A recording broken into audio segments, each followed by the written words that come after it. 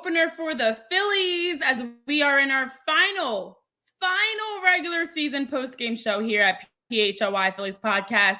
Welcome into the PHLY Phillies podcast presented by Bet365. Download the Bet365 app and use code PHLY365 when you sign up. Whatever the moment, it's never ordinary at Bet365. It's also never ordinary or honestly surprising at this point that we have a post-game show here on PHLY Phillies podcast with Tyler Zulli, myself, Renee Washington. That is an awful game. We got lucky earlier this week. We got the NL East clinching, division title, excitement, the clubhouse celebrations, and it's only right that things balance out. And today we get a bad pitching performance by Ranger Suarez, a game that was over, honestly, 1 inning in, but we can say 2 to be kind.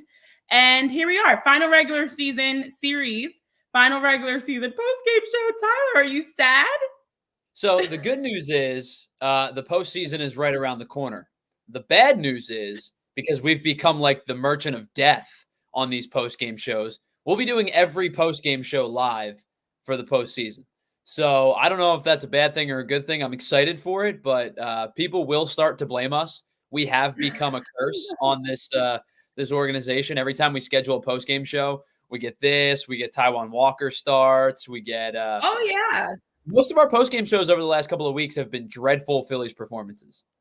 They were great in the beginning of the season. There was a stretch we were on. We were like undefeated, and every post-game show we did was exciting. It was walk-offs. It was down to the wire. It was, even if they lost, it'd be at least a great game.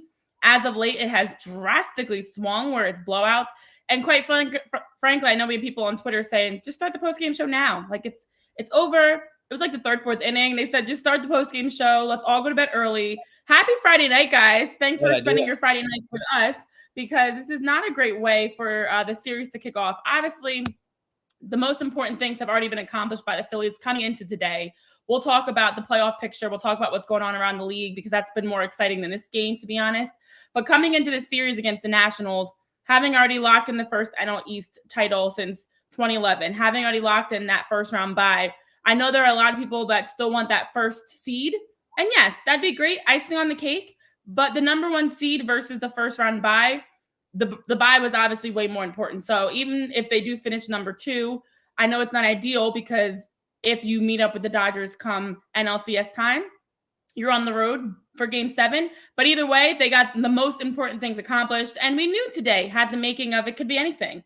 And we were watching Ranger Suarez, see how he was pitching. What was his velocity going to look like? What was his command going to look like? How deep into the game could he go? Well, not that far into the game at all, because it was over before it started. There were not a lot of people at this game. And honestly, for this rainy, boring game, I think it was smart for those that stayed home and did not go. If the people that did go, or the people that watched like us, it's been quite a game. It hasn't been fun.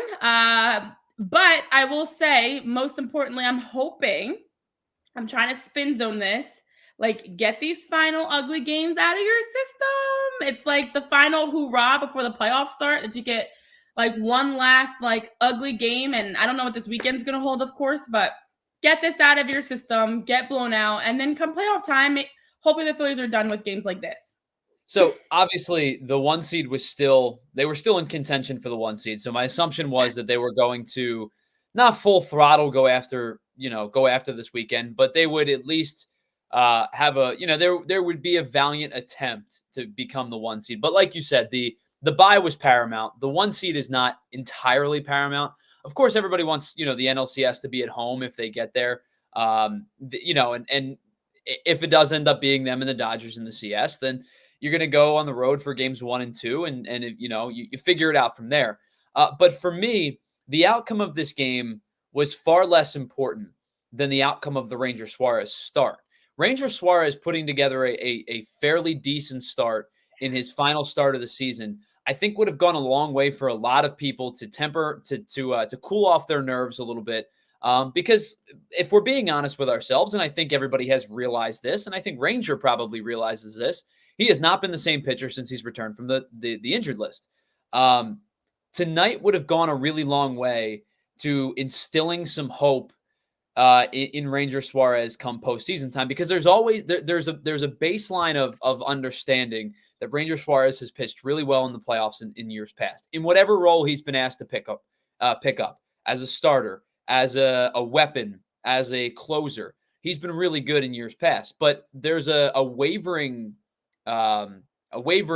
hope, or a wavering confidence in Ranger Suarez currently because of how he's pitched since the All-Star break. And I'll be honest with you, I think tonight was his worst start since returning from the injured list. I tweeted this out earlier. I thought that because one of the things that I had said about Ranger Suarez, even in some of the bad starts, was that his curveball was good. His curveball was his best pitch, even in the games that he didn't have the velocity, even in the games where his command was less than stellar. Tonight, his curveball was flat. It was loopy. It was like he was throwing get-me-over curveballs, but he was throwing them in strikeout spots. The command wasn't there. The cutter velocity was at 84 at one point. That's really concerning that it was that low. And to me, the one thing that I noticed more than anything, and it was with the changeup more than any other pitch, his back's still not 100%. I can't medically diagnose him. I can't tell you that for sure. But something is going on with his back because he's not pulling down at all. He is not striding down the mound. His extension is less than I've ever seen it. His free flow nature to his delivery should ease some of the tension on his back and the injuries that he's had, but he still needs to get down the mound and get extended. He was leaving a lot of changeups out and away, and they weren't competitive pitches. He threw one and buried it, and it was a really, really nice pitch. But most of the changeups tonight, most of the curveballs today were pretty uncompetitive pitches, whether they were in the zone or out of the zone. And I think it has something to do with the fact that he's still not 100% healthy. Yeah, it's extremely concerning. And honestly, that is the bigger area we were keeping an eye on today more than even the result of this game, because let's be honest, the last few games aren't as important as making sure you're fine-tuning the little things around the edges. And Ranger Suarez was one of those guys that we've been actively talking about. Is he going to be ready for the playoffs? What is his role going to be on this team come playoff time? And overall, to see him go as this game has officially come to an end and the Phillies dropped the 9-1 loss to the Nationals. So it is officially a losing post-game show here on PHLY Phillies presented by Bet365. Unfortunately for Ranger tonight, you give up 6 runs on 7 hits. He hadn't given up 6. He's given up 6 runs one time this entire season. That was back against the Marlins. Actually, it was a 7-6 game that the Phillies ended up winning. That was back in June. Yeah. And he gave up more runs in this game than he gave up in all of April total. And that's what's the hardest part. How he started off this season compared to what he's looked like now. And I know Corey Seidemann had tweeted out, it's been since June 25th since we've seen a quality start for Ranger Suarez. He started off this season with 10 quick wins. He started off the season with one of the best ERAs across the league.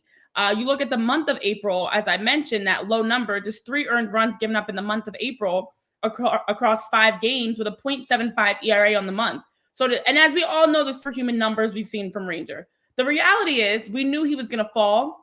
We knew at some point there was going to be a change and that he was going to have a regression in his pitching. Sure. But to your point, Tyler, the numbers, his velocity, I mean, you're throwing pitches that are just so bad and so easy for teams. You're giving hits, you're giving runs because there's nothing to it.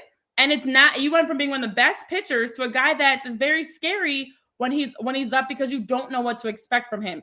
And so today to have in this game for Ranger to only be able to go 2 total innings. And again, you give up 6 runs on 7 hits, you walk 2, you get 2 Ks on the day, and everything's down.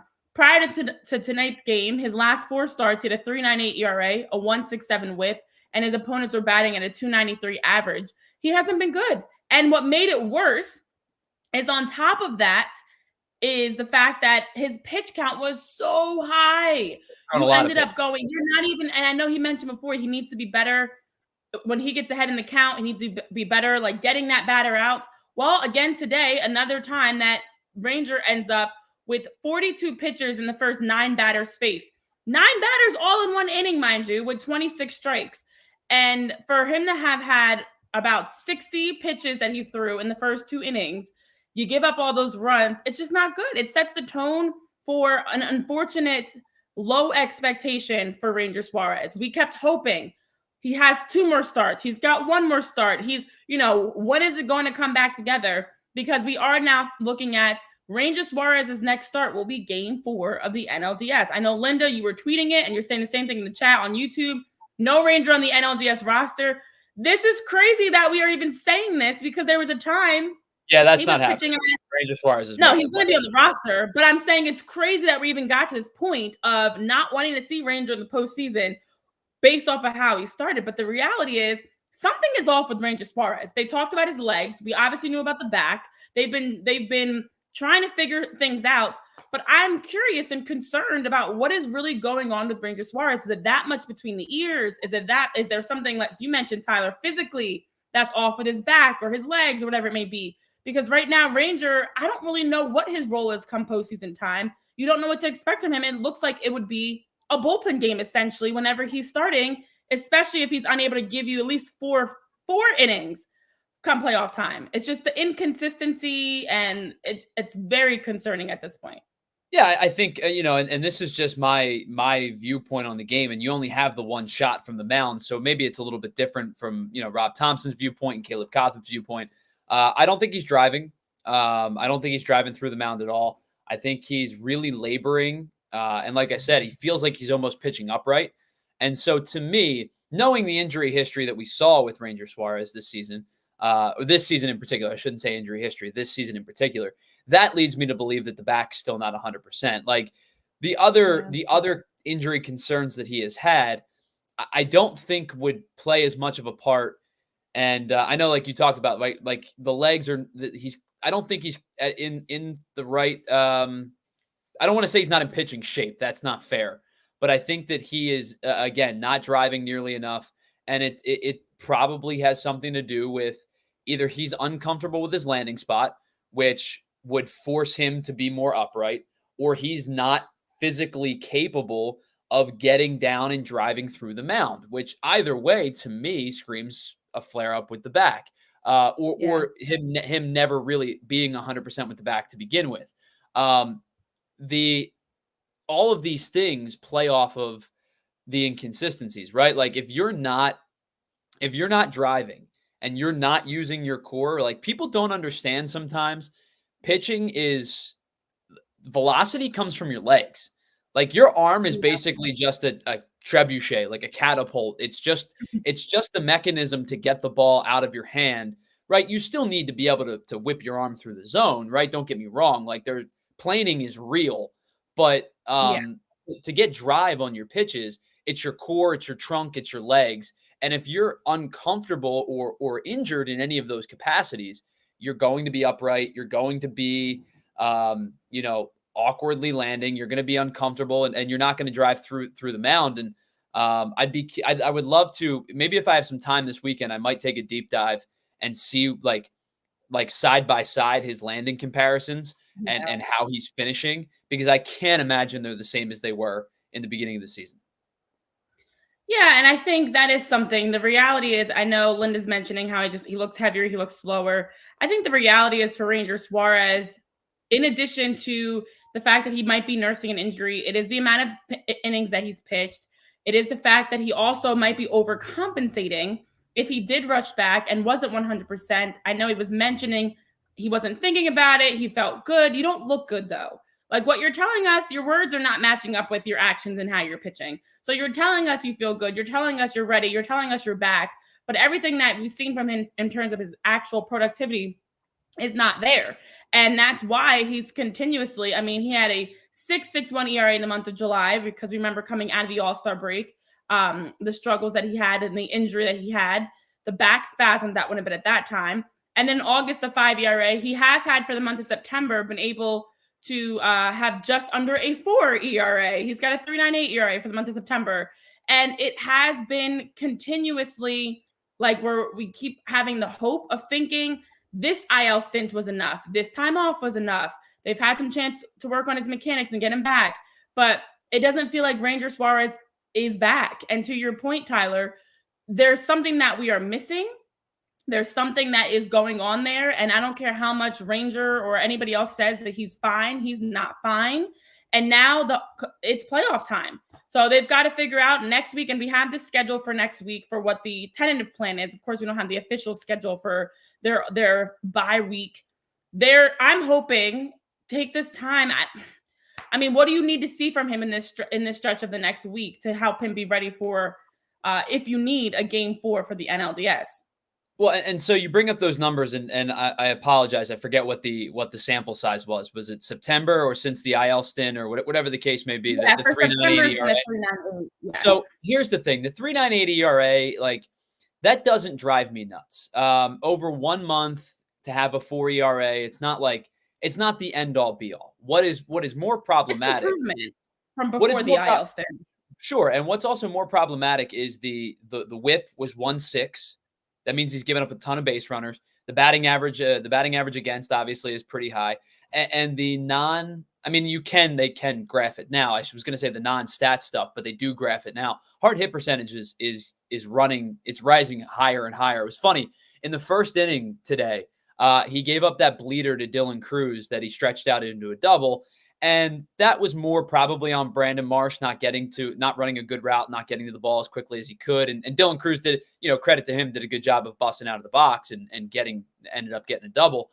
The second ball he gave up was that sinking liner to Nick Castellanos. And that was a nice play by Castellanos. If that would have fallen, it would have been like two kind of hard luck base hits where the exit velo wasn't particularly high. But with that being said, he gave up a lot of hard contact today. The home run to Stone Garrett was 107, was absolutely obliterated. Juan Yepes was single, 106. A single to Luis Garcia, 99.9. James Woods hit a ball at 97. Like, he gave up a lot of hard contact today, and he's been giving up a decent amount of hard contact over the last couple of weeks. So the ERA itself over a month, it's okay. It's not great, but like I can live with it for a 1 month sample size. The whip is too high, and that parlays off the command too, because he's either serving too much over middle, or he's running a lot of 3-ball counts that he doesn't normally run, and the expected batting average on some of these balls that are being hit is higher than you would really like.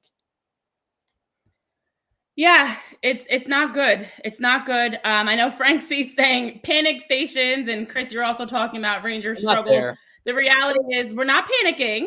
We're not panicking because this is just one blip in terms of pitching. But for Ranger Suarez, that now does mark in the last, for him, in his last 11 starts, including today's game, he's got a 6.54 ERA where he's had 4 or more runs 6 times. So over half of the last 11 starts, he's given up 4 or more runs.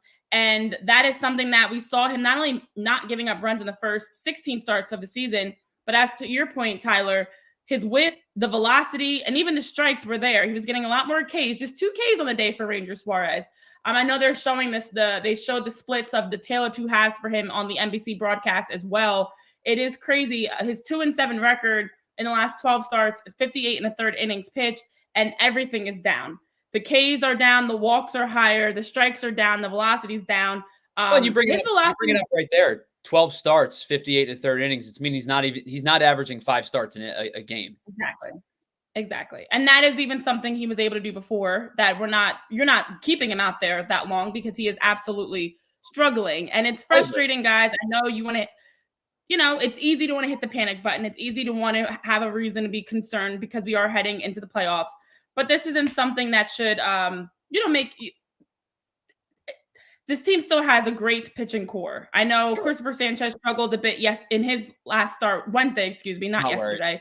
Ranger struggled today. I'm not worried about it. I do just think overall for Ranger, one thing that was a positive is that his sinker did reach around just under 92 miles per hour. His four-seamer was also around 92.6 miles per hour, which are a little bit higher than what his season averages are. So in some respects, his pitch his velocity on his pitches has improved. It's increased, but it doesn't, in the bigger picture, grand scheme, see him only go 2 innings. It doesn't feel like it. So overall, you're not getting strikes. You're getting very behind on the pitch count. You're laboring through your pitches, and to have the first inning of 42 pitches, you go through 9 batters. It's just, that's not what we expect from Ranger, and we're raising the bar. It's just, it's not okay, but not a reason to panic either. No, I think that the pit that we've talked about, the rotation is going to be fine. They've got a rotation and a pitching staff that's going to help them make a deep run. Ranger Suarez was concerning tonight, and he's been concerning for a while. There's no doubt about it. And, I'm sure we'll probably talk a million times over this week because we have no games coming up. So we'll talk a million times over this week about Ranger Suarez, about the rotation, and listen, they're going to go as their top 4, take them, their top 5 or whatever you want to say, and their pitching staff.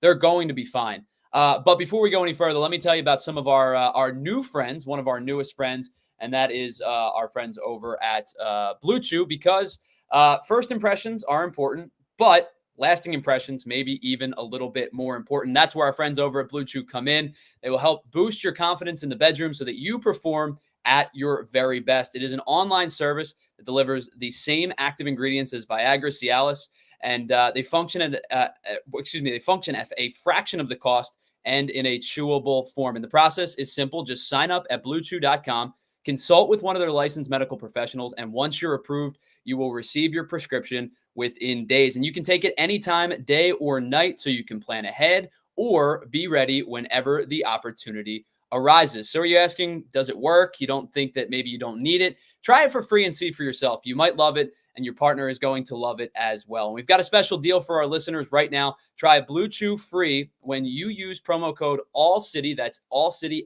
ALLCITY. At checkout, just pay $5 in shipping. That's BlueChew.com. The promo code is ALLCITY to receive your first month free. Visit BlueChew.com for more details and important safety information. And we thank Blue Chew for sponsoring this podcast. Well done, Tyler. Proud of you. Well, I'm also proud of our friend Jamie Lynch for being responsible yesterday, as he's off today celebrating his 10-year anniversary for him and his wife. They started the fun yesterday, and also to Chance, he texted us this morning to say he took his Z-Biotics yesterday. He was prepared to go out. They went to a concert, and before he even started having fun at the concert, he made sure to take his Z-Biotics, which is pre-alcohol. So anytime you guys have a night out, it's Friday night, maybe you're going out for the weekend, make sure you're checking out Z-Biotics, which has your pre-alcohol that allows you to make sure that as the world's first genetically engineered probiotic, they're helping you to have fun and then make sure you can bounce back the next day, because we don't bounce back the way we used to, especially as we're getting a little bit older here. So with Z-Biotics, they have it's a byproduct that makes sure to help that you don't get dehydrated. And they want to make sure also, as the enzymes are working, they're breaking down the alcohol that you're drinking. So you don't have that lingering effect of alcohol, the dehydration, and even just the sluggish, the dragging, whatever the symptoms you may be feeling. Hopefully with Z-Biotics, they can help make sure to prepare you to be proactive. So with Z-Biotics, one thing that you can just enjoy is the fact that when you try it, you got to believe the hype. As Jamie was telling us this morning, he's like, I had my Z-Biotics yesterday. With their GMO technology, they're going to release different products that help address the toxic byproducts of modern living in the gut. So you can head over today to zbiotics.com/PHLY Phillies to learn more and to also get 15% off of your first order when you use that code PHLY Phillies at checkout. Z-Biotics is backed with 100% money back guarantee. So if you're unsatisfied for any reason, they will actually refund you, no questions asked. Z-Biotics, again, just tremendous of making sure as a pre-alcohol probiotic drink that they are helping you to have fun and also make sure that you're feeling better than the day before. So you can drink your Z-Biotics. You can check them out again and get that nice discount when you use the code PHLY Phillies when you head over to zbiotics.com/PHLY Phillies. All right, I know you guys in the chat are talking about more regarding Ranger Suarez doing his Taiwan Walker impression. And even I know there was mention from our speaker about the batch just shutting down. Listen, as we are officially in our final post-game show of the regular season here on PHLY Phillies, presented by Bet365, I'm not going to say Ranger Suarez was as bad as a Taiwan Walker. I do understand the numbers. Statistically, the numbers are Taiwan Walker-esque. But I think that for Ranger Suarez in general, there's a lot you can pinpoint to his struggles. And I really am trying to remain optimistic about him. He's one of those question marks going into Red October. But most importantly, knowing that the rest of the pitching staff has been pitching well makes me encouraged that they've got enough. They've got more than enough. And obviously, any team is going to struggle when you go down 6-0 early like that. It's very demoralizing. I agree with you, Linda. To go down 6-0 early and have Ranger Suarez struggle the way he does. He is another guy outside of even just baseball specifically. part of what helped in the first half of the season and him jumping out to those 10 wins is he's someone that has this contagious energy when he pitches. It goes through the rest of the team. Everybody feeds off of it. He's got the big smile on his face. He's having fun. He's making some swaggy plays, not only pitching, but, helping to get outs when, whether it's ground balls, whatever it may be. When Ranger Suarez is on, this team is so electric and so positive around him. So you need him to be able to get back to at least like a 5-inning, consistently strong 5 innings, not a wavering, battling where you're having an inning of 30, 40, 42 pitches that he's throwing. I think most importantly, aside from the simple basic fact that him pitching well correlates to low runs and wins, but it also just correlates to the offense getting going. It correlates to the contagious energy, the vibes, all the little things. So yes, this was a Taijuan Walker-esque performance. He Taijuan Walkered today. We're going to make that a whole term. He Taijuan Walkered today, but I'm going to keep trying to say this. I am not overly concerned about Ranger because I do think he's a veteran. He's 29 years old, and whatever it is, they're going to figure out how they can get enough out of him come postseason to be able to help this team. So I am a little more concerned than seemingly you are. I'm trying not to be, Tyler. I'm not overarchingly concerned about this rotation or overarchingly concerned about this pitching staff. I've spoken its praises for weeks now, and Ranger withstanding. Wheeler is a Cy Young candidate. Christopher Sanchez was one of the most improved pitchers I've seen, not just with the Phillies, but across Major League Baseball this season. Aaron Nola is consistent as consistent comes. And the back end of your bullpen is the type of bullpen that shrinks games by maybe as much as like 9 outs at times, right? You get through 6 and you're feeling really, really good. I am concerned about Ranger Suarez for this postseason, not for the, you want to talk about 2025. I think he'll be fine. He'll get a year's off season's worth of rest and recovery. I am worried about Ranger Suarez for this postseason because I'm not exactly sure in what capacity Rob Thompson's going to utilize him. Obviously, he's going to start a game 4 if there is a game 4. But how many times through the rotation does he get? How long is his leash? How long is Rob Thompson going to allow him to throw uncompetitive pitches if things get out of hand? All of these questions concern me. Everybody else, I feel pretty darn good about exactly where they're kind of slotted as of right now. I would take Wheeler, Nola, and Sanchez over just about every other top 3 heading into the playoffs this year. I think there are some really bad pitching staffs in baseball. I think the Dodgers pitching staff is pretty bad. I think I don't trust Baltimore's pitching staff. I think that they're going to be an issue. I'm not a big believer in the Yankees pitching staff.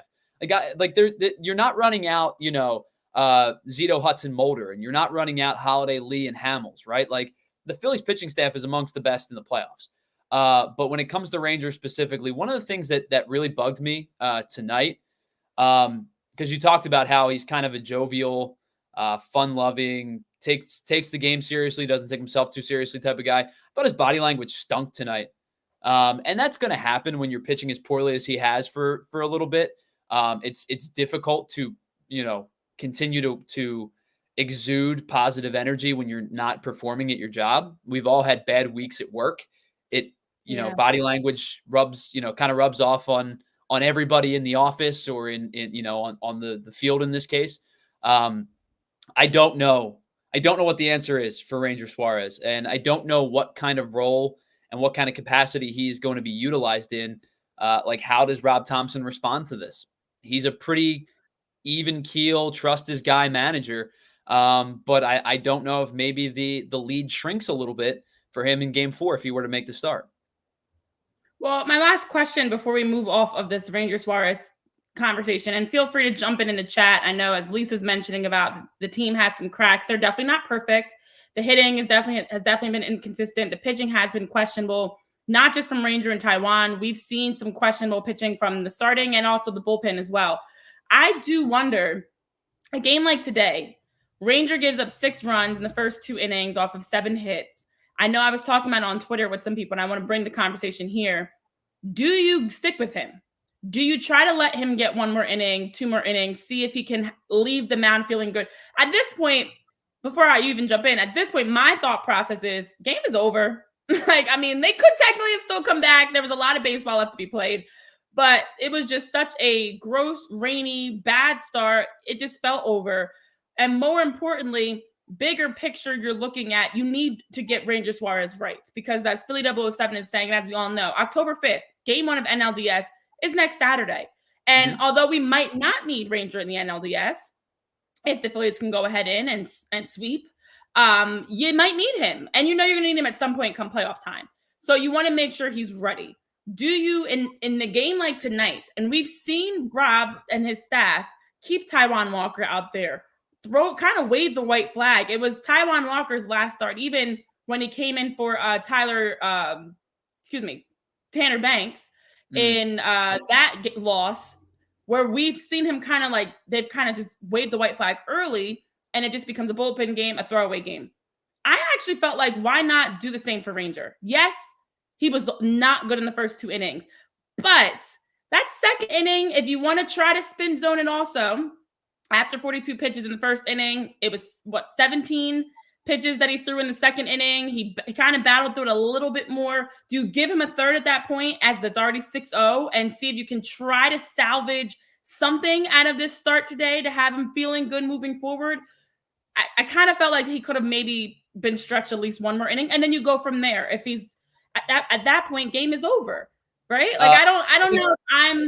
I feel like the Ranger Suarez pitching in this game, to me, was the most important thing that we need to walk away from feeling good about. I would have kept him in there for at least another inning.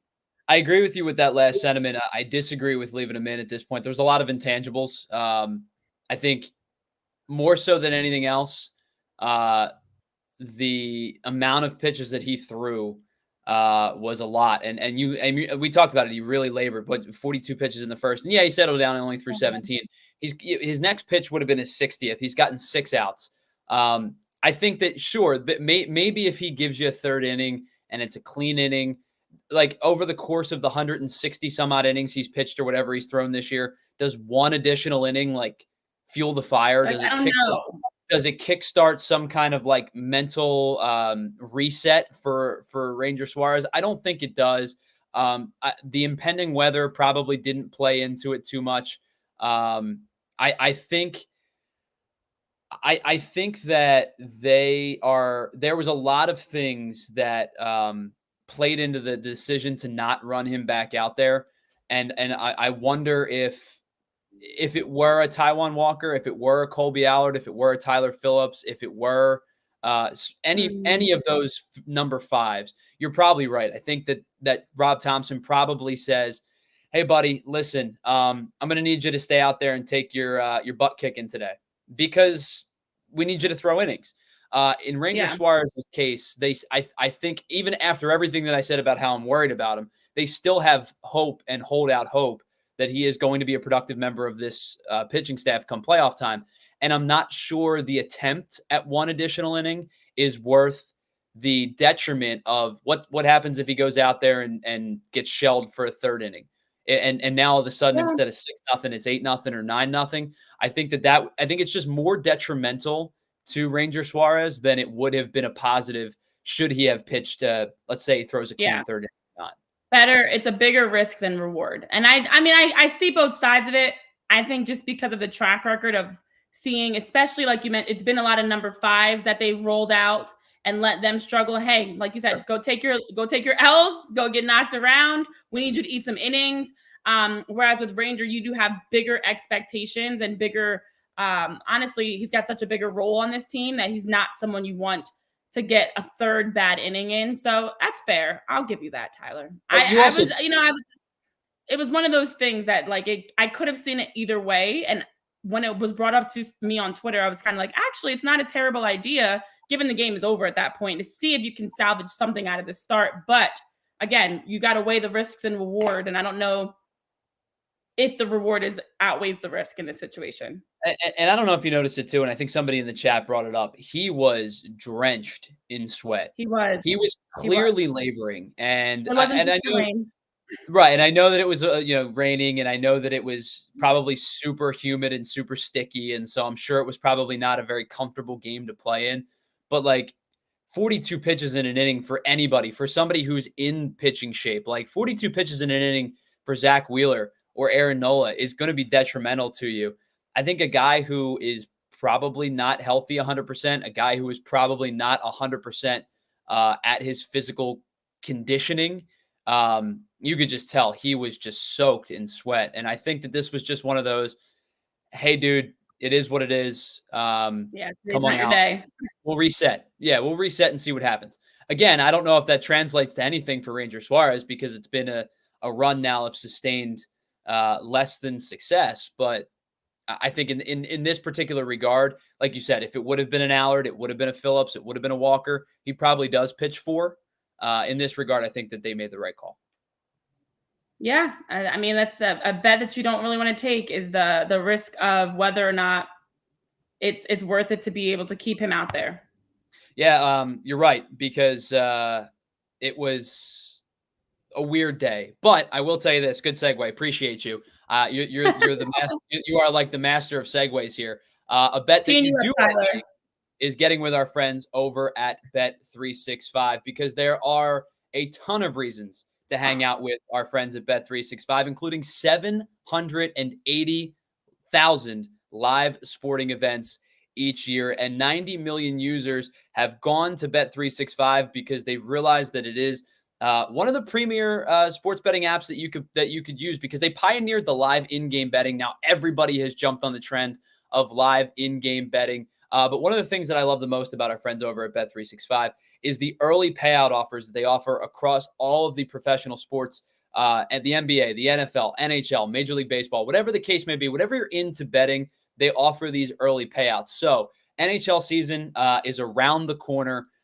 We saw our Flyers crew get started with their preseason broadcast the other night, and the NHL season is around the corner. If the team that you picked, the winning team, is up by 3 goals at any point in the game, guess what? You won. Instant payout on straight bets, and parlay selections will be marked as winners. Same thing can be said for football. If if at any point you get a late a late score that puts you up by 17, boom, you win. Just like that. You can bet on the money lines, you can bet parlay, and you will be marked as an instant winner. So head on over to Bet365 and use the promo code PHLY365. And new customers right now will get a $200 bonus bet when you bet just $5. So use that code PHLY365 when you sign up and deposit $10 and place a bet of just $5 to get $200 in bonus bets. Bonus bets can be used on the spread, the total, player props, futures, and more. And if you were smart enough, like one of us on this show, that would be our friend Renee, to take the Detroit Tigers to make the playoffs, well, you would have cashed out because Detroit clinched the playoff spot today. So head on over to Bet365. Use the promo code PHLY365 because it is never ordinary with our friends over at Bet365. Well done by you, by the way, Renee. I thank you very much because I do remember actively locking them in as my sleeper to get into the playoffs. And here they are. We're going to get into the playoffs. But first, let me tell you, as we are talking about playoffs, it also means, guys, we're getting closer to flu season. I was just having this conversation with my sisters and my mom because the kiddos in school are passing a lot of germs and there's a lot of this grossness going on around schools. It's not just in school, but that is a big factor of it's a germ factory. And unfortunately, you want to make sure that you're helping to prepare and protect your families because it is also this time of year, we're talking playoffs. It's all the sports right now, from Major League Baseball to WNBA to MLS and playoffs, but the start of football season and college football season, it's Halloween and Thanksgiving coming up around the corner, and you want to be able to enjoy all these moments. You don't want to miss the big games. You don't want to miss the big moments. You want to be able to be a part of all of it. And the CDC does recommend you get a flu shot every single year, because as your immune system evolves and as the flu also evolves, that vaccine will help you stay healthy. Not to mention, according to the CDC, flu vaccines also help reduce a child's risk of a severe life-threatening flu by 75%. So while your kids are going to school, while they're hanging out with their friends and playing their weekend games and things, you can also know that they're doing it safely. they're healthy, and you've done the little things to protect your family. Flu vaccines do not protect against COVID-19 though, but there are also COVID-19 vaccines at Rite Aid as well. So when you go to Rite Aid, you have the opportunity at the pharmacy, you can stock up on cough medicines and over-the-counter medication. You can also walk in to get your flu vaccines, COVID-19 vaccines, or any other, because Rite Aid just simplifies the process for you. They've got great pharmacists on site that can help answer any questions you have. If you're unsure about which age and how young your little ones should be when they get their first vaccine, any questions you may have, they've got trained, educated, very knowledgeable pharmacists on site to be able to help at Rite Aid with anything, even if it's as simple as pointing you in the right direction, finding the right medications. They've got it all for you at Rite Aid. So just walk into your local Rite Aid today. You, of course, can also schedule. I'm a big scheduler myself, especially when you can schedule online. That's right. You can schedule at riteaid.com to be able to schedule your vaccine appointment, and know that state, age, health, and other restrictions may apply. Ask your Rite Aid pharmacist for details. So again, head on over to Rite Aid today to take advantage of all the moments so you can be a part of the big moments with you and your family. By the way, Renee, I forgot to tell everybody, and I would be remiss if I didn't do this with our friends over at Bet365. You do have to be 21 and physically located in PA. And if you or someone you know has a gambling problem and wants help, call or text 1-800-GAMBLER. I would be remiss if I did not tell you about that. So wanted to add that before we got back to the baseball talk. Very nice. Very nice. Well, let's get back to the baseball talk here on PHLY Phillies, presented by Bet365. I know we've got our LA sports fan BC in the chat. There's a lot to be excited about around baseball right now. Of course, not today's game for the Phillies, unfortunately, but looking elsewhere, I'm going to start with our very own former Philly that is, well, actually, let me backtrack, because even coming into today, there were some different stipulations that had to happen. It's crazy because the only thing we talked about from the Phillies game was Ranger, and now I feel kind of rude because we did get some other positives, and maybe we should talk about those super quickly first, because you did get a nice hitting streak continue for Nick Castellanos, who I'm actually rocking on my shirt right now. Now has 8 straight games with a hit. We saw him; he's looked really good. He's had now, he had 24 hits coming into today with a 290 average.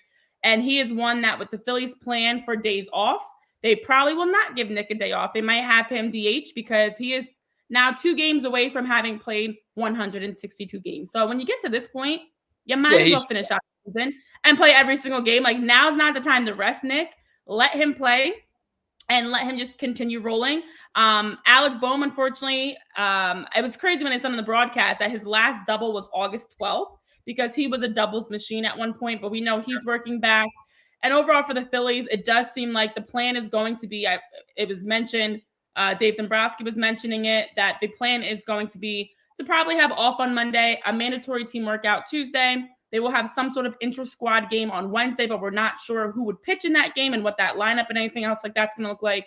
An optional workout Thursday, and then another mandatory team workout at the same time as Saturday's game on Friday, because the game times are to be determined. We know Saturday and Sunday are games 1 and 2. Then it's a travel day. Then they play Tuesday. And then if needed, of course, from there, Wednesday and Thursday. So we don't know the times of the games, but we know the days of the games. And we know, most importantly, games 1 and 2 will be at Citizens Bank Park. So now it's that time we'll start looking ahead at how they're going to plan for that simulated game and prepare for next week, because this is exciting times that we're talking playoffs. Yeah, my guess would be that Christopher Sanchez probably starts that game based on like scheduling, right? Because you're not going to throw Wheeler in a simulated game for more. I mean, it would be so here's the thing: it would be his bullpen day, I believe, or maybe no, I guess Tuesday would be his bullpen day. So maybe they back him up one day and he throws 30, 35 pitches or whatever. If you're looking for like a guy to actually legitimately throw a start and throw like 80 pitches, my guess would be Sanchez, based on the fact that he's going to end up pitching Tuesday. Or let me rephrase that. It's going to be whoever doesn't pitch game 2. It'll be the game 3 starter. My guess is they probably go Nola in game 2 and Sanchez in game 3. But if it ends up being Sanchez in game 2 because of the home splits and Nola in game 3, then maybe Nola throws the simulated start. But it's going to be, it's going to be an inning here and an inning there for guys. You just want to keep them fresh. 5 days off is a long time. Don't use it as an excuse. We gave the Braves a lot of flack for that over the last couple of years. Don't use it as an excuse. Go out and win the NLDS. But I will say, like, it is tough for pitchers to to stay sharp. So I would imagine a couple innings for a couple different guys. They're going to throw their bullpens. They're going to do what they have to do to stay sharp. And you go out and you take game one, and then you roll from there. Yeah, exactly. And that's the thing. Now it's time to fine tune some things. Of course, they still have 2 more games this weekend, but you're now looking ahead to the remainder of the playoff picture and how it's rounding out. We did get, as teams are coming into the day, they had the chance to clinch. So the Royals had a chance to clinch a postseason spot with a win versus the Braves, who went out behind Max Fried, had a spectacular game. They also could have had some help with a Minnesota loss versus the Orioles. The Tigers were able to clinch with a win over the White Sox, and they did just that. They now have had their first clinch into the playoffs for a decade. It's been 10 years since the Tigers were last in a decade. I did have them picked to be in the playoffs, and I was right. And they did in that win against the White Sox 4-1. There was history on the wrong side for Chicago, as the White Sox did officially get to loss number 121. They are 39-121 with 2 games left to play, which is an all-time record for losses in the season across Major League Baseball. Talk about being on the wrong side of an L. Bad. And then by the way, they said, we're not going to be very competitive in free agency. We've got some guys that we like. Who?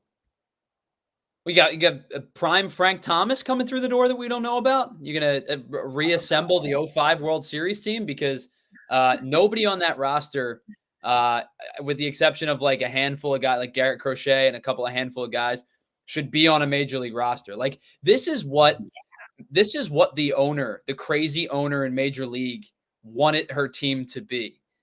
39-121, just an absolute dumpster fire of an organization. And for a division that is is going to send 3 teams to the American League playoffs, the fact that the division is under 500 with 4 teams over 500 is just insane. Yeah, it's bad. That's how bad it is. It's really bad. It's embarrassingly bad. With all the news of them and obviously with Oakland being a disaster with an ownership group, I don't want to let another team slide because they continue to be a dumpster fire organization themselves. The Los Angeles Angels now hold the sole record for most seasons consecutively missing a playoff spot. Art Moreno is a garbage owner. The team's a disaster. Their farm system for years has been rated within the bottom 10. Like, what are you doing? They deserve some flack, and because of Oakland and because of the White Sox this year and the Marlins not spending money and teams not spending money, they've seemingly kind of slid under the radar a little bit. The Angels are a mess. Well, that is why Shohei Ohtani, BC, here's your time to shine for your team. This is why Ohtani's having such an incredible season and nearing a 55-55 season that he's on watch for.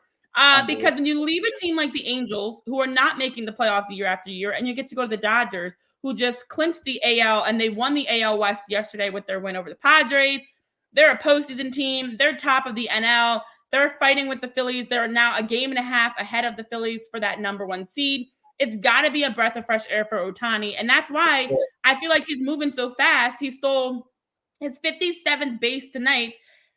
I guess you are moving faster when you don't have stress and frustration and this loser mentality of a team on your shoulders. And instead, you can just go out there and run and steal bags. So not only is he on a watch for 55-55, he did set a single season record by a Japanese-born player since Ichiro back when he did it and had 56. He passed that record. Oh, yeah, and on top of that, Ohtani, along with Aaron Judge, are on Triple Crown watch because you've got Ohtani, who's first in the NL in home runs, first in the NL in RBIs, and third in average. And then Aaron Judge is first in the AL in home runs, first in RBIs, and third in average. The AL leader for batting average is your boy, Bobby Witt Jr. So they're also both closing in on a Triple Crown season, which we haven't seen since 2012 with Miguel Cabrera. So I guess Ohtani is doing all this incredible things because he's like, yay, I'm on a good team where I'm playing with guys. Even Freddie Freeman, unfortunately, just went down, had to get ankle x-rays. They said it's fine. He'll be fine for the playoffs. If I'm Ohtani, I'm like, that's nothing. You know, my teammate's at a boot, but we're headed to the playoffs, and he's supposed to be able to play in the playoffs compared to my teammate like an Anthony Rendon, who's not playing games at all. So Yeah, I mean, he doesn't have to be Atlas with the weight of the world on his shoulders, right? Like he can just be Shohei Ohtani, the greatest baseball player to ever walk the planet. Everything that he does, and every time that he does it, is just more validation that this guy is by far going to end up being the greatest baseball player we've ever seen in our lifetime, Renee. And probably with the things that he's doing, like, and maybe his stats aren't comparable to getting to Barry Bonds' home run record or getting to a hits record because of, coming over a little bit later in his career, not super late, but a little bit later in his career. This guy is just unicorn is the word to use, right? He is just unbelievable. And he's going to do this in a year where he's recovering from Tommy John surgery. He's not going to hit as much as he did last year because I don't think he'll DH all 4 games, in between starts.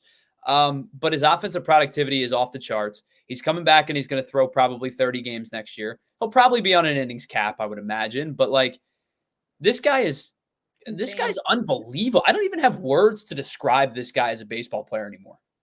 Well, he's now had 26 RBIs in the last 12 games, which is also a franchise record. He's making all these Dodgers records and breaking them, and it's been insane to watch. What's also insane to watch is that after 6 years with the Phillies and having 2 total Grand Slams, Rhys Hoskins has now had 3 Grand Slams in 6 months with the Brewers. I know Jason Stark tweeted that out. Crazy stat. Had a Grand Slam against the Mets in the first inning. He continues to just Mets all over the Mets. We love that. And he's one of those people you still root for from afar as long as they're not playing against the Phillies in that day. And naturally, now that the Phillies have locked in a first-round bye, I can be a little bit okay with the Brewers and whatever they do. Not to mention, always great when you beat up on the Mets. So Rhys Hoskins just continues his tremendous ways, and he's had a solid season with the Brewers. It's been, I know we were interested in like, where would he go? How will this be? But we're watching our ex Rhys Hoskins over there in Milwaukee, and he's doing all right. He's doing all right, but not too much. Where it's like we're jealous. We're happy for him. Yeah, I mean, listen, he's gonna always have a place here, right? There's no doubt about it. I mean, the season he's having is fine. It's gonna end up with sub 100 hits. 25 of his 95 hits are gonna be home runs, which is a crazy percentage. I think he's hitting like 212 or 215 or something along those lines. It's a fine year. I'm sure Phillies fans will clamor for him come playoff time if things don't trend in the right direction. But, you tip the cap to him. I'm in a place where I'm ready to move on from Rhys Hoskins. I think I've been there for a while. I'll just got to be honest with you. I am like, there will always be love in the hearts of Philadelphians for Rhys Hoskins, and he doesn't play here anymore. Nah, I'm cool. I'm good. I'm ready. Like, you want to see the guy succeed, but I'm ready to move on. You've had your closure. Yeah, I'm good. The standing ovation when he came to Philly in June was nice. They did it up well. They treated him with kindness and respect. Okay, we're good. Yeah. Well, the good news is with the lead that the Brewers now have over the Mets, the updated score is 6-2 in the bottom of the 5th. They actually can help the Padres out. The Padres need to beat the Diamondbacks. It's currently 4-1. It's only the bottom of the 1st, so very early in that game. But the Padres are up 4-1 against the Diamondbacks. The Brewers are up against the Mets. So if the games stay and the Padres win and the Brewers win, the Padres get home field advantage for the wild card round, which now helps because if the Padres get that home field advantage, they could potentially be facing the Mets or the Braves coming out of, or the Brewers actually, either of them, either way, it doesn't matter.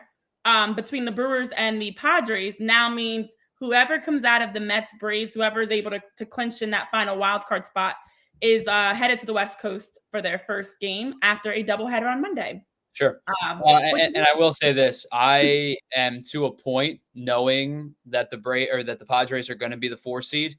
I'm kind of at peace with the 2 seed. Stop me if you've heard me say this. Stop me if you've heard me say this before. I want nothing to do with the Padres in the postseason. They have been playing playoff baseball now for a month straight. They are the hottest team on planet Earth. They are just rolling right now. The fact that they're going to probably get to what do they have, 91 wins heading into today. I think they'll probably end up with like a 92, 93, 94 number. listen, I've said this before. I think this Phillies team can beat any team that they're going to go up against. I do believe they're talented enough. I would like to limit the damage of concern as much as possible. The Padres worry me, and if you can keep away from them until until the NLCS, then you take your chances in a 7-game series. I will say this. I've said this kind of for a couple days now. If it is the Dodgers as the 1 and the Padres as the 4, the Padres will beat the Dodgers in the first round of the playoffs. I firmly believe that. Ooh, honestly, I could see that happening, especially what helps. They just played each other in the last series. Of course, the Dodgers are playing the Rockies this series. Whatever.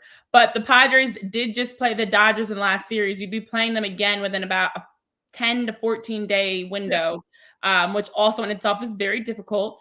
And it would be the Padres going up against the Dodgers after the Dodgers had a Rockies series to close out the regular season and a bye in the first round. And apparently, according to the Braves, buys in the first round are troublesome.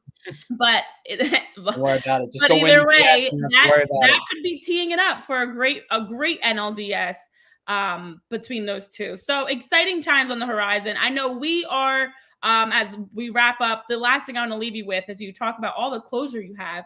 Do you have closer with Trevor Bauer, who was named Pitcher of the Year in the Mexican Baseball League, had a 10-0 record, a 2.48 ERA across 14 starts, threw 120 strikeouts and 83 and a third innings pitched. Trevor Bauer, guys, is down Pitcher of the Year in Mexico. Don't care. I hope that. Nope. Don't. I'm not going to stoop low enough to say what I was about to say. That guy sucks. I hate him. Nope. That's it. That's all. It's a Friday night. I'm going to go enjoy my weekend. I hate that guy. Okay. Well, let's all enjoy our weekend, guys. We appreciate you so much for tuning in. And we do have off on Monday because, as Tyler mentioned in the beginning of the show, now that we are officially done our post-game shows here at PHLY Phillies, it means we're shifting into Red October schedule. So every single playoff game for the Phillies, we will have a pregame show for you. We will have a postgame show for you. And so we'll be able to enjoy all the excitement live, pre and post with you every single game. So next week, we actually will not have a show on Monday because we already know we're going to be Saturday and Sunday live doing our shows around the NLDS Games 1 and Games 2. So we hope you have a tremendous rest of your weekend. Should be a good weekend for the Phillies. Looking ahead, though, we do know we've got Zach Wheeler and Aaron Nola making the starts for the next 2 days and should be closing things out very well against the Nationals for our final series of the regular season, guys. It's already here. We're already talking Red October. We're already talking playoffs. And now we're already preparing for the NLDS to see who the Phillies will face. So for Tyler, Zulli, myself, Renee, Washington, thank you guys so much for tuning in to another edition of PHLY Phillies presented by Bet365. We'll see you on Tuesday live at 11 a.m. as we'll be able to recap all the updates around the playoffs, the playoff picture, the matchups, and much more here on the show with Jamie back on with us. And we hope you guys have a tremendous weekend. Let's go Phillies. It's been a fun post-game regular season stretch, and now we shift into Red October. Bye, guys. We all silly like the mayor.